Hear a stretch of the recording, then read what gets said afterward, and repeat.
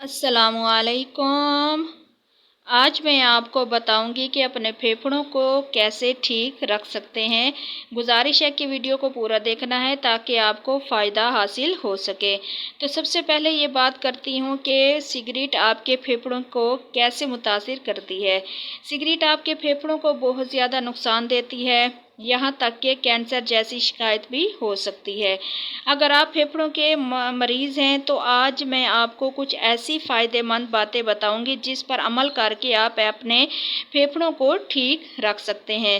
تو چلیں شروع کرتے ہیں ویڈیو کو، لیکن ہمیشہ کی طرح اگر ابھی تک آپ نے میرے چینل کو سبسکرائب نہیں کیا تو جلدی سے سبسکرائب کر دیں۔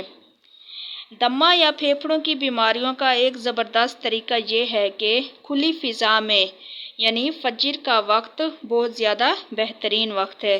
آپ اس وقت کھلی فضا میں ٹھہر کر آہستہ آہستہ سے سانس لینا شروع کریں اور جتنا گہرا ہو سکے سانس لیں اور پھر جتنی دیر تک اندر روک سکتے ہیں روک لیں۔ روزانہ کم از کم 40 بار اس طرح کریں۔ کام کاج کرتے ہوئے یا مریض بستر پر لیٹ کر بھی یہ عمل کر سکتا ہے۔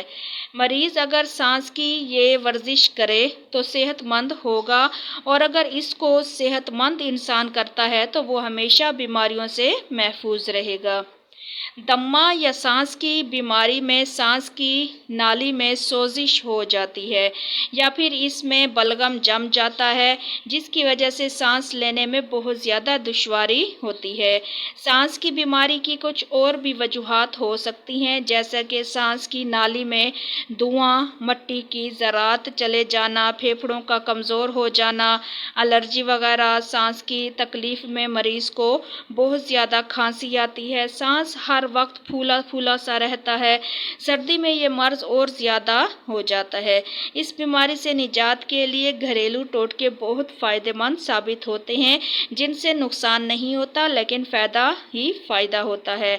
تو ٹوٹکا یہ ہے کہ لہسن کی ایک پھلی لیں آپ، ٹھیک ہے، اور اس کو بھون کر لال نمک یا ثابت نمک ملا کر استعمال کریں۔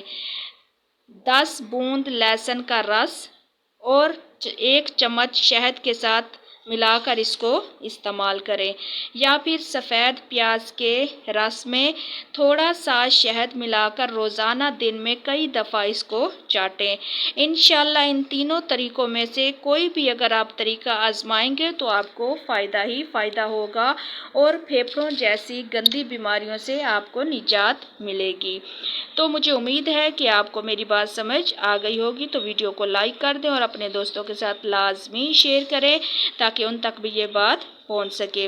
تو ملتے ہیں اگلی ویڈیو میں، تب تک کے لیے اپنا خیال رکھیے گا۔ اللہ حافظ۔